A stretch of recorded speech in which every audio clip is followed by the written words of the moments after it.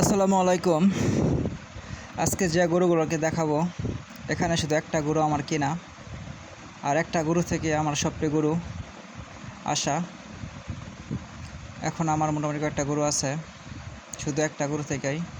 এই গরুটা আমি আজকে 5 বছর ধরে গরু পালতেছি, লালন পালন করতেছি। 5 বছরে মোটামুটি 4-5টা গরু আছে, সবটি বকনা গরু।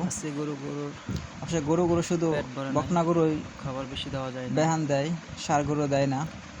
এর জন্য গরুর পেট একদম খাইলা। এর জন্য এখন গরুগুলোকে বিক্রি করা হবে। তাদেরকে ঘাস কাটা আছে, ঘাস দেওয়া হবে। এই গরুগুলো বিক্রি করে ষাঁড় গরু কেনা হবে। সবাই দোয়া করবেন গরুর জন্য, গরুগুলো যাতে সুস্থ থাকে।